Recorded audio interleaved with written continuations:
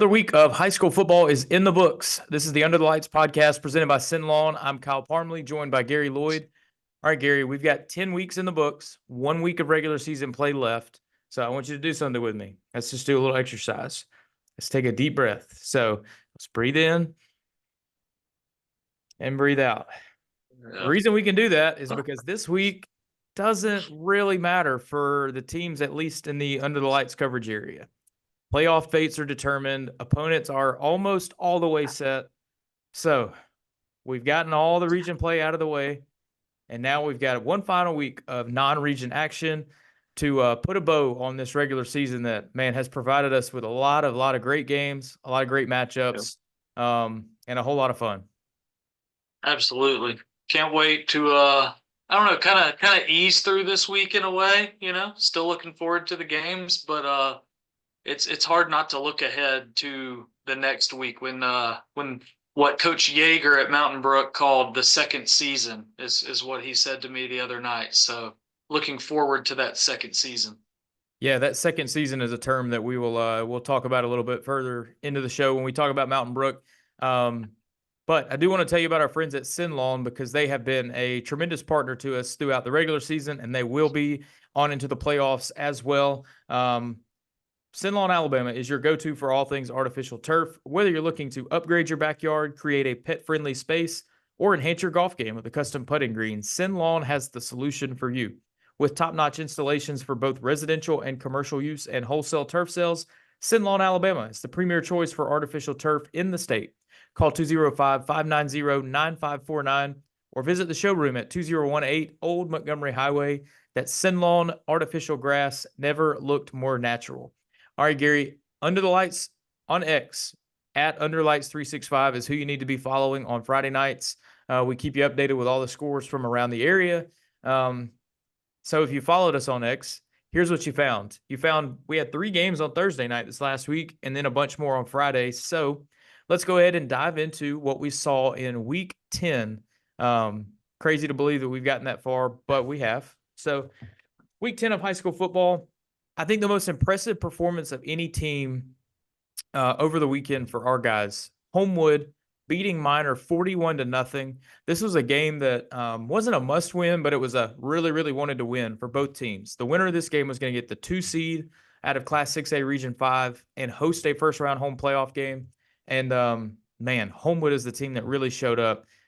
Backup quarterback Caleb Carson, dominant defensive effort, and wow, the Patriots, they put it on them. It's Freddie Lawrence season. It sure is. I mean, I don't know. I haven't seen Minor this year, but, anytime you're traveling, and, it wasn't a must win, but I think both coaches, you get them one-on-one. I think they might tell you for a 2 seed, they might tell you that was a must win for us, and for Homewood to go in without quarterback Will Myers, Caleb Carson steers the ship, and you're up 41-0 at halftime on the road, nothing short of dominant. So just man, they just got on them early and didn't really let up until the third quarter. So just an incredible performance there to lock up that 2 seed, and now you get to host that first round game at Waldrop Stadium. So that's a big deal and just a huge win for the Patriots. Yeah, and we'll keep watching on the status of starting quarterback Will Myers. I know the Patriots are hopeful to get him back soon, and they will definitely want to be at full strength heading into the postseason. Yeah. The game that you saw on Thursday night, Gary, Mountain Brook beats Shades Valley 37-0. Spartans' second straight shutout, and they're peaking at the right time, it looks like. Yeah, that was just easy win. Great defensive effort. Defense might have played maybe its most complete game, had 3 takeaways, really limited Shades Valley. They had a freshman running back at Shades Valley who looks to be a pretty good player, but mostly kept him in check, and then status quo on offense, hand the ball to Stuart Andrews and good things happen.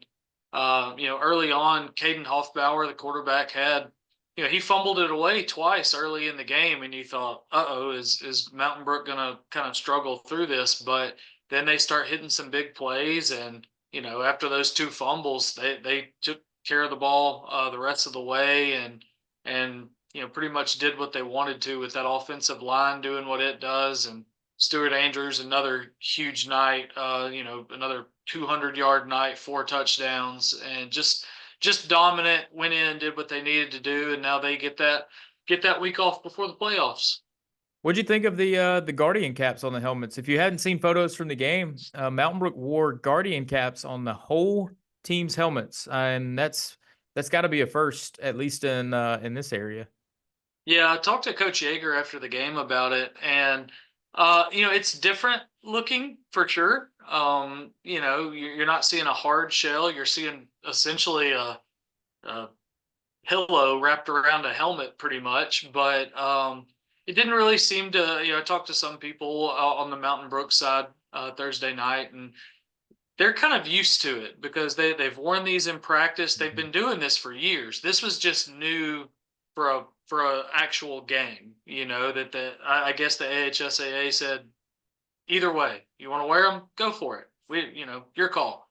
And so Mountain Brook has been doing this from the grade level, elementary level, all the way up through varsity for years. They do it in practice. Coach Yeager said in the last 10, 11 years of doing this kind of thing, they haven't had a single concussion in practice. These things, when they're helmet on helmet, that kind of deal, it deflects some of that impact away. There's a certain percentage that's deflected away, and it certainly didn't affect the players. You win a game 37-0. You didn't see guys messing with it or anything like that. They seemed pretty secure, and anything for safety in the game. And I think this is maybe the first time a team from Alabama, a high school team from Alabama, has played a game with these. I think Coach Yeager mentioned maybe a program in Georgia is using them as well. But they're just talking about any way they can keep their players safe. And a question I had was, parents these days, a lot of them seeing these injuries, seeing the effects of CTE on guys in, NFL and that kind of thing. I was like, do you think this could increase your numbers in the future? Like, is this something that could make parents more likely to allow their son to play football? And, he kind of pondered it and was like, maybe. But it does seem to be working for Mountain Brook, and I would expect this thing to be something that catches on throughout the state sooner rather than later. Yeah, no, just a really cool deal. One more game on Thursday night. Clay Chalkville rolls past Pinson Valley 63-6. The Cougars go to 8-1. Let's roll on into the Friday games. The Under the Lights game of the week wasn't quite the classic that we've gotten so accustomed to seeing this year, but Hoover beats Vestavia Hills 38-20 in a big rivalry game that always is a big deal to these two communities. And here's what Coach Chip English had to say about it after the game. It's huge. It's huge. I was made very clear by the community that this was the big rivalry, not necessarily last week. So happy for our community, happy for the city of Hoover coming out with a big win. You got a bye week going into the playoffs. Just what's the mindset? What's the message going forward? Well, we got to get healthy a little bit, and we got to be firing on all cylinders. Obviously, we have a big task in front of us with Fairhope and more. So we'll be ready. Thanks, Coach. So this game was a tight one for the first half. I mean, both teams going back and forth. Vestavia, pulled a couple tricks out of the bag. I tried to use some of my inner Gary Lloyd in my game story and use some like Halloween imaging there. But they ran a little halfback pass that worked for a touchdown. But man, the game changed late in the second quarter. Vestavia is trying to get some field position to potentially score right before the half. They're down 3 at this point, and just a fluky deal. I mean, Tyson Bacon gets pressure on Vestavia quarterback Charlie Taft, kind of spins him around, and as he's going down, Charlie Taft throws the ball, and it just goes right to Justin Hartley, who's standing probably 5 yards in front of Taft. And I mean, it wasn't a duck. It was like he's being slung around and just throws a line drive almost into the turf, but it just goes right to Justin Hartley, and he sprints 60 yards down the field for a touchdown. That made it a 10-point Hoover lead at the half, and the route was on from there. And Coach English said after the game that he felt good about his team's position either way. And I understand what he meant by that, because if you watch that Hoover ground attack running the ball, they were unstoppable on Friday night. I mean, Vestavia just could not get the push up front that they needed. And I mean, J.R. Mosley and A.J. Allen both went over 100 yards on the ground. It was just a really, really impressive rushing performance. Really took some pressure off of that Hoover passing game and allowed them the space to make some plays when they needed to as well. So Hoover really impressive in the win. That caps off a perfect region slate, which, man, if you really just sit back and think, like if you said in the summertime, after all the coaching drama and everything that had gone on, and even after the loss to Spain Park, second game of the year, that this team would have finished Region 3 play 7-0. That's pretty dang impressive. Yeah, I mean, obviously, reading what you wrote from the game, it really seems like this was a game won and lost in the trenches on both sides. It seems like you said, Hoover kind of controlled the line of scrimmage, and I've kind of said this a few times this year about some inconsistencies at Hoover at times. Like we've seen kind of some up and down play at times, but a positive of that is if there is, an aspect of their play, whether it be offense, defense, whatever, that maybe is having an off night, there's another position group and another group of guys there that really lifts them up. And so really it's an impressive thing that they're not relying on just playmaking ability of Jonah Winston. They're not just relying on Mac Beeson's arm, that they can beat you in multiple ways. And to do that, despite some inconsistencies at time, and do it to the tune of an 8-2 record and 7-0 in the region, this team is scary. And we're now in November, and or we're about to be in November for the playoffs, and we've got a different format this year, so it's going to be tougher in some regards. But this Hoover team looks like a team to really watch out for in 7A for sure. Yep. And unfortunately, that is about where the intrigue from Friday night's games stops and ends. I'll run through the rest of the scoreboard for you. Also in Region 3, Hewitt-Trussville beats Tuscaloosa County 49-0. Hillcrest Tuscaloosa beats Oak Mountain 50-36. Spain Park beats Chilton County 37-6. Briarwood blows out Hayden 50-16. And Benjamin Russell shuts out Chelsea 34-0.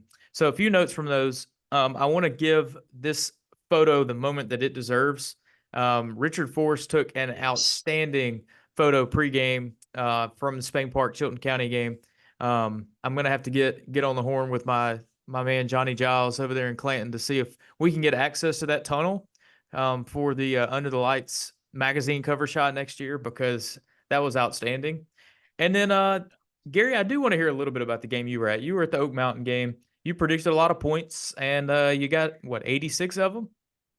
86 points. And man, my Fitbit was going crazy during that game. I hit my 10,000 in about, I don't know, probably 4 minutes into the game. I was already at 10,000 steps for the day. And then, it does that little deal where it's keeping up with what you're doing per hour. That was going off because we were just boom, boom, boom, boom, boom. And, you kind of expected it because both of these defenses have been pretty suspect at times this year. And, that played out. And Oak Mountain just, and this is what head coach Shane McComb said too, is they played hard, especially on we're talking about the defensive side. The offense was doing what the offense does pretty much, but the defense was playing hard, but they just weren't quite executing their fundamentals. Like in the trenches, they just kept getting pushed back. Coach McComb was telling them, you got to stay low, and these guys were just standing straight up, and then they're just getting driven back. And that made for a really tough night up front, and Hillcrest was able to, pretty much run the ball whenever and wherever they wanted. Saw more than 1,000 yards of total offense combined. And, Oak Mountain had its chances. You've got to come up with stops, but at the same time, Will Odell did throw 3 interceptions in the game. Now, without him, you're also not in this game at all, because he still threw for, I don't know, 300 and something yards, ran for over 100 yards. He still had a monster game. But a couple of those interceptions are like in the red zone, so this game actually had the potential to be something like 45-44, really. But those are the plays that happened, and you live with them and you try to come back from them there. But they played hard. They competed well. Just not enough. Not enough execution on the defensive side to get stops and get the ball back to your offense that was working pretty well. Yeah, I think Will Odell deserves a lot of credit for the season he's put together. I know it's honestly, just the career as a starting quarterback at Oak Mountain is not going to overall have gone the way that he wanted it to, but the strides that he made from last year to this year, when it was, every play the guy's running for his life last year, and they couldn't move the ball. And this year to have turned into an offense that is consistently putting up tons of yardage every game seems like, you look at, you mentioned his numbers from the other night, 18 of 25, 354 yards and 3 touchdowns through the air, another 109 yards and 2 touchdowns on the ground. So those are really good numbers, and that's a region opponent. That's not, they didn't play a 4A team. So hats off to Will. And I guess you got to see a pretty good quarterback at Hillcrest, Bryson Kimbrough. He does it through the air and on the ground as well. Yeah, he's a really good quarterback, and that was my first time. I've followed Bryson for a little while, dating back to last year. Seen some highlight, that kind of stuff, but haven't seen him play in person. And he looks like he's cut from some sort of rock, because that dude, like, he's one of those, like, how some guys, you got your shoulder pads and then your sleeves actually kind of dangle from it a little bit. Mm-hmm. His don't dangle from it. They stay like stuck to it. Like that dude just, I would not want him running at me. And he can throw it around a little bit too, which they didn't have to do a ton of Friday night. But yeah, he's certainly a really good high school player, and had a really good game at Oak Mountain. And then one final shout out, I want to throw out there, Briarwood dominated Hayden. That's 4 wins in a row, and even though the Lions aren't going to make the playoffs, you got to give them credit for continuing to battle. They found a little something new on Friday night with Braden Robertson. He was in the quarterback battle with Charles Dedman for all the preseason and even the first couple games. They kind of shared reps, but they're figuring out ways to get this guy the ball. And if you haven't seen Braden, he's about a foot taller than me. So just a foot. Yeah, exactly. He's really tall, very athletic. He had a rushing touchdown and a receiving touchdown in Briarwood's win the other night. 100 total yards on the evening as well. So yeah. Hey, let me give. I got to give one more shout out. We're giving shout outs to the games that weren't that good, but I got to give a shout out to the Hewitt-Trussville defense. Not just because you got out a Tuscaloosa County team that hasn't won a game. It's not really that, although that's part of it. It's that their regular season, Hewitt-Trussville's regular season, is now over.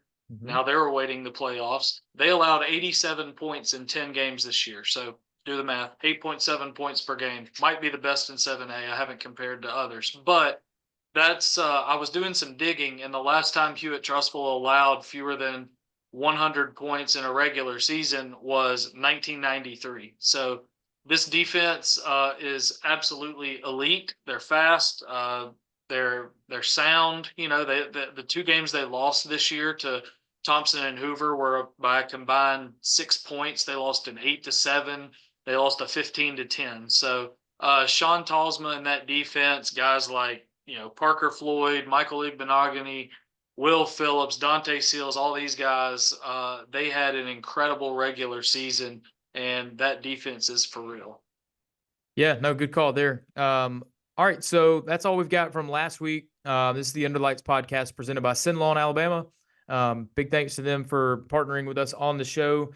All right, Gary, top performers from last week. We mentioned several of them, but we've got a few more that were part of the Player of the Week poll, which you see first on the Under the Lights X account. You also see it in the Saturday morning newsletter. So the votes are in, and here's who we had nominated from last week. First of all, Homewood quarterback Caleb Carson. We mentioned his performance earlier. 3 total touchdowns in Homewood's big win. Pretty much did all that in the first half. Mountain Brook running back Stuart Andrews, 218 yards on the ground and 4 touchdowns. Honestly, a ho-hum night for him, considering what he's done all year. And Hoover running back J.R. Mosley, 142 yards on the ground and a touchdown. He was a force in that win over Vestavia. And we mentioned him, Briarwood's Braden Robertson, 100 total yards and a couple of touchdowns as well. So you voted.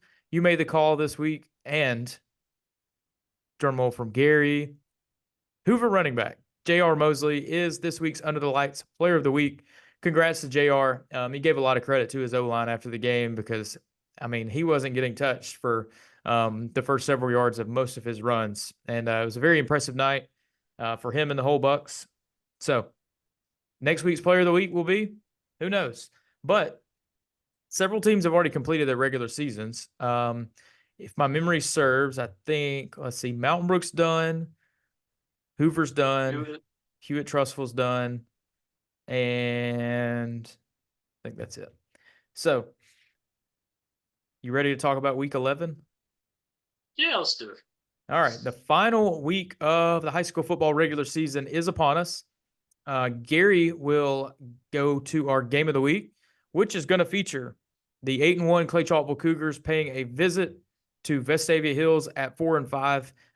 Honestly, if this game was in like the middle of the year, I feel like it would be one of like the most anticipated matchups of the year. This has got such potential to be a great ball game, but alas, this is kind of the last week of the regular season. Both teams know where they're going in the playoffs. If you've got guys that are kind of dinged up, you might want to consider not playing them or not playing them as much. These two teams will still compete, don't get me wrong, but a little earlier in the year, and this matchup would have been really, really fun. Yeah, stop giving Coach Floyd and Coach Evans those ideas. I need everybody at full strength playing this like it's for a blue map. No. Same points as you. You know, like this is a really fun, I mean, I guess it's kind of cliche to say, but this is a really fun helmet matchup, you know, like Clay Chalkville, Vestavia Hills, the styles they play, the way Coach Floyd operates at Clay Chalkville, the way Coach Evans, the way we've seen him operate since getting that Vestavia job a couple of years ago. This has the potential like to be just a lot of fun, you know, like you said, both are locked into the playoffs. They know where they know their opponent. Vestavia knows where it's traveling, that kind of thing. You don't want to get anybody hurt in this game, but at the same time, you want to stay sharp. You want to stay fresh, maybe work on some different things. I just hope we get enough of the game played with starters for it to be that kind of a fun game. You know, both are capable of playing fast, putting up a lot of points potentially, but you know, that Clay Chalkville defense is really, really good. So I'm interested more than anything, you know, having not seen Vestavia Hills yet this year, I'm interested to finally get to see them and see them against a really, really quality opponent and see how they compete and how they bounce back after that loss at Hoover and how Clay Chalkville on the other side approaches a playoff, a 7A playoff team as treating it as a test going into the playoffs and humble themselves a little bit and you know, just interested to see how that unfolds and excited to be out at Thompson Reynolds Stadium for the first time this year. Yeah, a look at this week's games brought to you by our friends at SYNLawn. The game I will be at at Briarwood as the Lions host McAdory, a really good 6A team. This Lions team with a win could get back to 500, which would be an incredible accomplishment. We talked about Briarwood not making the playoffs. And this McAdory team's a pretty stout 6A team. Like they're going to have a home playoff game in the first round. So the task is a little tall for Briarwood, but I'm eager to see, you know, this team in its best form as we come down the stretch. Yeah, I've always said there's something about games at Lions Pride Stadium, like it doesn't matter the record. That place is always pretty lit up and excited, and you know, it's a great atmosphere for a high school football game, no matter the opponent. And yeah, like you said, McAdory. I mean, let me look back. They're the only team this year that's beaten Pleasant Grove, and we know what Pleasant Grove has done over the years under Coach LeBeau. and they lost by just 1 point to Helena, which has really come on strong in 6A as well. So yeah, this is, like you said, you called it a tall task, and it is. But I think you'll see a good competitive game, and looking to send these Briarwood seniors off the right way, and finish a year with 5 straight wins. And I know there are a lot of coaches, a lot of teams in 5A right now that are glad that this Briarwood team isn't in the playoffs, and it's a shame, obviously, but this team seems to be playing really, really well right now. And if they were in the playoffs, this would be one of those really scary kind of, like, do you want to pick them to upset somebody kind of games? Not unlike how we talked about Vestavia Hills, I guess, 2 years ago, where they started like right there in October. It was like, oh, this team's starting to play different, and they kind of became a trendy pick. So looking forward to seeing how that one goes. Just another interesting game to end the year, Briarwood and McAdory. Yeah, couldn't have said it better myself. I mean, McAdory comes into this game after pitching consecutive shutouts. So that defense is playing lights out, and Briarwood will give it a shot. Let's talk about a couple other Shelby County teams. This will be a little county rivalry between Chelsea and Oak Mountain out at Herdmont Park on Friday night. Unfortunately, all the momentum from Chelsea's 6-0 start has evaporated as that schedule really heated up on them here in the second half of the year. But they are in the playoffs, even though they've lost 3 straight. So all hope is not lost. They've got some things to work on, things to, kind of round into shape as they head into the postseason. And then we play in an Oak Mountain team that this will be the Eagles' final game of the regular season, or of the season period. Of the season, yeah. Yeah. Coach McComb talked to me about that afterward. I was like, playing Chelsea, you've been here a year now. You understand what this rivalry is about. And, coming from California. And, you want to send it's the same thing. You're not making the playoffs. It's your last game. It's the seniors' last game at Herdmont Park. You want to send them off the right way. But then if you're Chelsea, after this little bit of a slide here and getting shut out by Benjamin Russell, which, I wasn't necessarily surprised that they lost at Benjamin Russell, because Benjamin Russell's a good team. Being shut out did surprise me. But you're going to a place, Oak Mountain, that they've struggled on defense this year. So I would look for Chelsea to really try to get back on track offensively after a 1 week of not scoring a point. I think there will be points to be scored in this game, and both of these teams will want this game for different reasons. Chelsea wants a good taste in its mouth heading into a playoff trip that is going to be a difficult one. And Oak Mountain wants to, you want to send the seniors off the right way and leave Herdmont Park with a win. But you also do want that momentum for your underclassmen going into an off season, that, hey, we just beat a playoff team, we beat our rival. Let's take this momentum into the off season and hopefully carry it forward into the spring. All right, another game. Homewood is hosting James Clemens. This is a really intriguing matchup to me. Homewood in 6A at 7-2. James Clemens a 6-3 team in 7A. I don't know if I said that backwards or not. Homewood 6A, James Clemens 7A. Yeah. But Homewood, like we said, coming off their most impressive win of the year, and a James Clemens team making the trek south. I really don't know what to feel about this game, because it feels like a game like Homewood, they're more than capable of punching up and competing in this ball game. But I also wonder, we talk to Homewood coach Ben Bergeson, and he's so he doesn't let emotions or anything, like he just is so like even keeled and like, well, and I can just imagine him being like, well, we need to get ready for the playoffs. We're going to, kind of make sure we don't, get anybody hurt or anything like that. But at the same time, it's like, well, this is a ball game. We're going to go beat a 7A team. So I really don't know what we're going to get here. But this kind of is a matchup that we're not used to seeing, and it's kind of cool and interesting. And I have no idea how it's going to play out.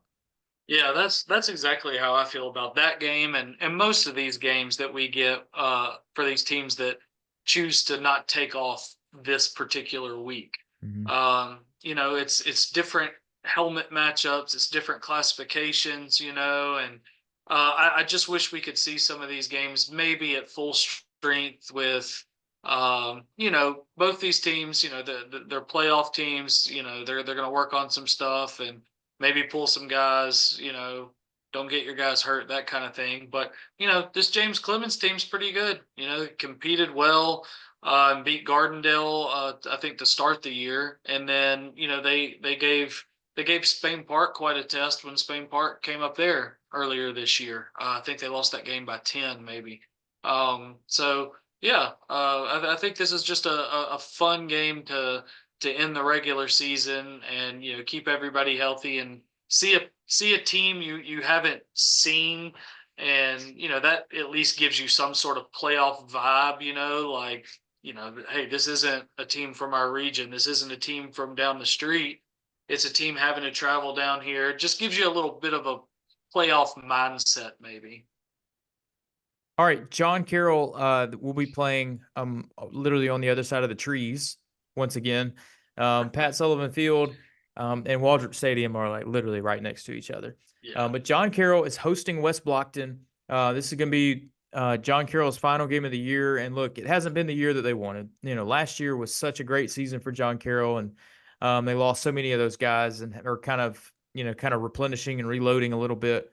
But the last several weeks, this John Carroll team has really kind of figured it out, and they've really put themselves in a position where I really think this is an opportunity to launch into 2025 on a high note. So I really like this West Blockton team is 4-5. They seem to be kind of an average Class 4A team. It's a game that if John Carroll plays anything like the way they have, especially the last two games against Briarwood and Corner, they're going to win this game. And if John Carroll could get to 4-6 and finish off this year playing like they have recently, I think that would do a lot for the morale of this program. Yeah, I mean 3 straight losses, but you've felt that improvement, right? And you've seen that competition. They lost 34-27 to a really good Corner team, and you do have that extra bit of I'm a broken record when we get to these types of weeks with sending the seniors off with a win and that kind of thing, and that's a part of it, and you do want to do that, and it's the last home game of the year. You want to put your best foot forward, and like you said, you're playing a West Blockton team that's a seemingly kind of average 4A type team at 4-5. And if they put everything together, you might get a good little glimpse of what this team could be next year, with some guys coming back. So I expect John Carroll to play really well and maybe get this win. All right, Spain Park at 9-0, paying a visit to Gardendale. Gardendale is a team. We can talk about this a little bit. I don't quite know the scenario. Gardendale is in a 3-way tie right now for the 3rd and 4th spots in Region 5. And I don't quite know how it works out. If anybody can decipher the AHSA sports book, please let me know. I think the coaches know. I think there's a good chance Gardendale gets in the playoffs, but I can pretty much guarantee you that a win over a 9-0 Spain Park team would certainly put Gardendale in the playoffs. So they're going to come in firing. Spain Park looking for their first 10-0 regular season in program history. The way they've been playing, you feel good about their chances to do that. But playing against a desperate team like Gardendale is certainly not going to make things easy. No, and playing it at one of my favorite stadiums in all of Alabama, Driver Stadium. Such a cool place to play. And yeah, I don't know how to think about this game because there's so much on the line for Gardendale, whatever those tiebreak scenarios are, because out of that Region 5, Parker's the 1, Homewood's the 2, and then you've got 3 teams at 3-3, Gardendale, Minor, Mortimer, Jordan, and they've just beat up on each other all year. And I don't know, you do have a desperate Gardendale team. Spain Park is clearly the better team, but how much do they want that 10-0 record, or how much better are they than a desperate Gardendale team if they rest guys? All of those things. So I don't really know how to think about it past those questions. I just know Gardendale would really want this game to really solidify maybe a 3 or a 4 seed out of that region. And whatever those tie break scenarios are, they are, because like what? Gardendale beat Minor, lost to Mortimer Jordan. Mortimer Jordan lost to Minor but beat Gardendale. Minor lost to Gardendale and beat Mortimer Jordan. Good luck to whoever gets to figure all this out. Yeah. Let's simplify these tie breaks, but crazy scenarios abound in this one, and that's the intrigue there. And maybe because of that, we get a really competitive Week 11 game between two programs that historically have been well above average. So that'll be a fun one to pay attention to Friday night. Thanks to our friends at SYNLawn for providing that look ahead to this week's games. All right, Gary. So for our goal line stand this week, we know almost all of our first round matchups. We can take an early look at them. Obviously, we'll dive way more in depth on all of them next week. But let's give you kind of the lay of the land and tell you what we know and what we know about each team at this point. We can start with our Class 7A schools. 3 teams out of Region 3 that we cover will be in the playoffs. And let's start with a game that I am very tempted to go to. Stay tuned on whether or not that trip is actually made possible. But Vestavia Hills. Yeah, send Kyle gas money. Yeah, seriously. Vestavia Hills is going to play at Mary Montgomery, which is in the Mobile area. Mary Montgomery had a great year last year. And they've followed that up with another really good year. I don't think they're quite as good as they were last year, but they still won the region. But yeah, Vestavia making a trip all the way down there. And this is one of those games that the Region 3-4 seed has a really good chance in the first round of the playoffs. Kind of the same story, different year. Yeah, just a different direction in the state, But I mean, Mary, I'm looking at them now, 9-1. Yep. Is that right? Yeah. Man, I mean, Zach Golson has done a tremendous job there, and I'll be tempted to see what you decide if you decide to make that trip down to is it Sims? Is that how you just say the name of that city, or am I getting it wrong? I think so, but I wouldn't want to say that for sure. I think it's Sims though. Maybe you should go down there and just find out. I can do that. Yeah. Yeah, that seems like a fun one for sure. So Vestavia at Mary I love that we're getting new matchups, man, and we get to learn about some of these other programs and coaches and players. That's cool. Well, one thing that we will not have to learn about a new coach is in this next game. Hewitt-Trussville is going all the way down to Baker in Mobile. And for those that have been paying attention, Baker's head coach is Juan Johnson, who spent, I think, 8 or 9 years as Hewitt-Trussville's offensive coordinator. He's a first-year coach at Baker. He has rejuvenated that program in a major way. They've had a great year, and they get to host a program he is quite familiar with. I don't know who you give the edge to. Do you give the edge to Coach Johnson, who knows all the inner workings of the Hewitt-Trussville program, or do you give the edge to Hewitt, who probably goes down there with a talent advantage, and they kind of know – they at least know the personality of Coach Johnson. They know what offense he's running, I'm sure. So I don't know. This game is, I think there's a lot going on between the ears for this game. Like, this is going to be a psychology type of thing. Yeah, I think this is probably the first round game that neither Coach Josh Floyd nor Coach Johnson wanted. I don't think they wanted to play each other in round one. Like, that's your guy, and Right. hey, at the end of the day, they'll still compete. It's the playoffs. You want to win the game. I don't care if it's my brother across the sideline. I want to beat him, but you kind of want to maybe have this as like a second round game or something. Like, you've both gotten a win, and now we're just trying to advance, kind of thing. But man, what a script for Juan to, because there's no doubt in those 8 or 9 years at Hewitt-Trussville with what he did as the offensive coordinator that Juan had chances, if he wanted them, to be the head coach at multiple schools, and decided to finally pull that trigger, get back closer to home, takes the Baker job. congratulations, Hewitt Trussell's coming to visit you. Yeah, so there'll be a lot surrounding that week, leading up to the game. And at the end of the day, it is still it's still played on the field. It's not played in press conferences or on podcasts or whatever. And I wouldn't have a lean either way, just because I don't know enough about this Baker team. I know that they're 7-2, and I know those 2 losses are really close losses to Jackson, who is an incredible 4A team, and to Mary Montgomery in overtime. So they've been right there in every single game. But I do know that Hewitt Trussville defense travels, and I know they'll make life really difficult on that Baker offense. Absolutely. All right, Hoover is playing host to Fairhope. Hoover, the 1 seed out of Region 3. Fairhope will be the 4 seed.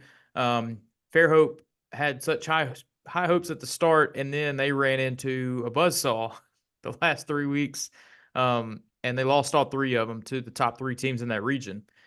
So this is a game that you look at it on paper, Hoover should win this game, and it's not unlike a lot of those first round matchups we've seen at the Hoover Met over the years. 8, 9, 10 win Hoover team gets a 5-5 ish team from up north. This time they just get one from down south. So I would imagine that if all goes well for the Bucks, they win that game pretty easily. Hey, and look at that. Fairhope's 5-5. See, it's the same matchup. It's just a team from the south, and I think that Fairhope defense has been a little susceptible at times, depending on the opponent for sure. So I think this is a game that Hoover will take care of business for sure. All right, we got 5 Class 6A teams in the playoffs. Let's start with Chelsea paying a visit to Saraland. This is why that Chelsea-Benjamin Russell game was such a big deal, because now Chelsea has to go to Saraland and play a team that is, granted, Ryan Williams should still be a senior and there at school, but even though he's gone and currently with the Crimson Tide, Saraland has not skipped a beat. They're 9-0. I think they only played 9 regular season games this year, but only 1, 2 of them has been particularly close, Jackson and St. Paul's. But this Saraland team, man, they're loaded. They're really, really good, and that's going to be a very tall task for Chelsea. Yeah, they only played those 9 games because I'm pretty sure they were supposed to play Montgomery Catholic back in September, but I think the Hurricane had other plans for that, and that would have been, the Hurricane is what it is. You had to cancel and all that. I get it. That game would have been electric because Montgomery Catholic, now they're in 5A. Coach Kirk Johnson down there, that team's legit. Like, that, we'll probably see them in Protective here in about a month and a half. They're really, really good. So that would have been fun. But yeah, losing that game at Benjamin Russell and now having to go to Saraland, can't say anything other than the toughest of draws there. Very much so. All right, Clay Chalkville at 8-1 is hosting Gadsden City in the first round of the playoffs. This Gadsden City team really started strong this year, and as region play kind of, they got to the meat of that schedule.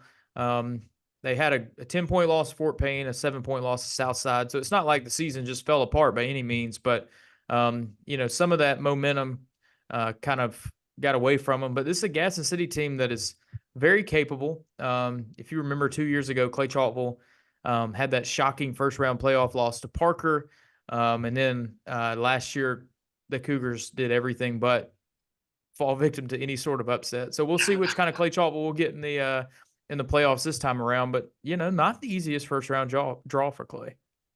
No. I mean, Gadsden City, you talk to any coach who faces or has faced Gadsden City, they're always going to be athletic. Their teams are they always have a lot of athleticism, a lot of guys that can do multiple things. You put them back there at running back, put them out there at receiver. They'll go out there and play DB if they have to. They've got a lot of athletes, and they seem like year in and year out a tough team to really prepare for. Just because they can do a lot of things. But, you get them coming into Clay, and Clay wants to avoid that letdown, and I think this Clay team will end up with a bit of a chip on its shoulder after they're not region champs this year. Oxford did humble them and beat them and hold them to 10 points and win that Region 6 championship. So I think this group is going to be one that has a chip on its shoulder, and how much that plays into the outcome of a game, who knows? You still have to go out there and execute, but I think in a way, you want to win your games, but so I'm not saying that it's good that they lost, but you take some things from that loss to Oxford, and you don't want it to happen again. So I think this is going to be a Clay Chalkwell team entering these 6A playoffs that will have an edge about it. All right, another 6A team at home. Homewood will host Athens in the first round of the playoffs. This is an Athens team that has only lost twice to this point. They've got one more regular season game this week, but their losses are to Muscle Shoals and Hartselle, both on the road. But this Athens team is one of those from North Alabama that they've got a good record. Although I kind of look at their resume and think that Homewood is probably the better team. So we'll see how this one goes.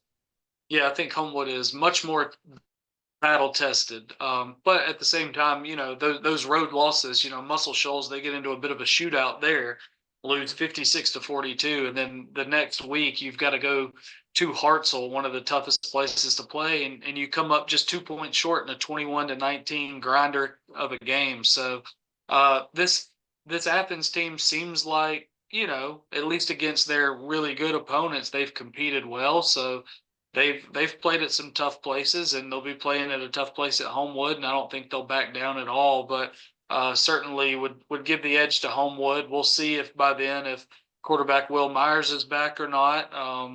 You would kind of expect him to, but you never know with injuries and such. You never know. So that's. To me, that is a very that's maybe one of our more intriguing first round matchups. I think is that Athens at Homewood game. Another one in the running for most intriguing. This Mountain Brook team is heading to Southside Gadsden. Southside has really kind of turned it on the second half of the season. A few losses early on, and they hadn't lost in a while. They've won a few close games. They've kind of taken care of business, and they've done a really good job of playing up that underdog card. I remember seeing, after they beat Gadsden City, there were some social media comments that were kind of the whole, hey, take that type of deal. So this Mountain Brook team, they're going to have to go on the road and play a team that is riding the wave. Yeah, and I'm excited for that one. There are some connections there between Southside Gadsden and Mountain Brook that just further make you believe the world is a smaller place than you believe. Mountain Brook Athletic Director Andy Urban, he's a Southside guy, and so that'll be a homecoming of sorts for him. And this team, this Southside team has reeled off 5 wins in a row. They're going to finish up this week at Pell City.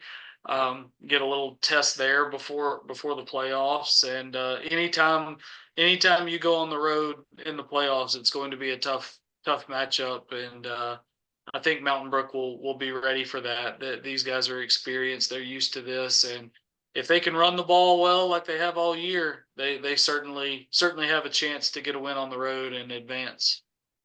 And then finally, Spain Park will be at home against TBD. Gary, what do you know about TBD? Are they a good team this year? They're a really good team. They're undefeated. They are undefeated. Just like Spain Park, they are undefeated. Yeah, so Class 6A Region 1, there's a 3-way tie right now between McGill-Tulane, or there's not a tie, but there's 3 teams still alive. McGill-Tulane, Theodore, and Gulf Shores, all somewhat, they're still alive. I'm not really sure how the math works out. I guess you're most likely looking at McGill-Tulane, because if they beat Baldwin County this week, McGill would be the 4. So that looks like Spain Park's most likely first-round opponent, but they've still got to finish up region play this week to determine all of that. So no matter what, I think Spain Park's the heavy favorite at home. Yeah. Is McGill-Tulane the team that Spain Park beat for its title? putting you on the spot. McGill beat Spain Park. Okay, I've got it backwards. McGill so that was the matchup though. It was McGill Tulane. I think so. I think I Interesting. remember Hoover beating McGill Tulane the year or two after Probably. that as well. Probably. Okay. Yeah. So TBD. We'll know next week. Yep. So thanks to SYNLawn for bringing you the show today. We are excited about the last week of the regular season, and then getting ready for these playoff matchups because the postseason is almost here. It's going to be a lot of fun. It always delivers. So November the 8th is the first round of the playoffs. Usually on this week, we get some Thursday games, but Thursday this year happens to be Halloween. And I don't think that, I mean, I respect it. We talked to some coaches that are like, look, Halloween is that Thursday. We would maybe play our game on that Thursday, but let's let the coaches have a night with the kids, which, I think is a good one for them. Yeah. Yeah. I think that's probably the right call. And, just don't eat too much of that nasty candy corn before Friday. You don't want to be sluggish out there Friday. If you don't know, if you haven't had any of your candy corn fix this year, now's the time to get on that because it is one of the earth's finest delicacies. I'm sorry that Gary just can't enjoy it, but there are some games on Thursday night. You might find me at one of them. We'll see how the week unfolds. Delicacy. Candy corn is a beautiful thing. I'm so glad we have it. It looks so good in a garbage can. It does. Well, I guess Gary is just missing out on one of the great things in life. But with all that being said, that's another week of the Under the Lights podcast presented by SYNLawn in the books. Don't forget, follow us on social media, on X at UnderLights365, at Under the Lights 365, everywhere else. All kinds of content posted throughout the entire week, especially on Friday nights as the games are going on. So we appreciate y'all tuning in. We'll see you next week.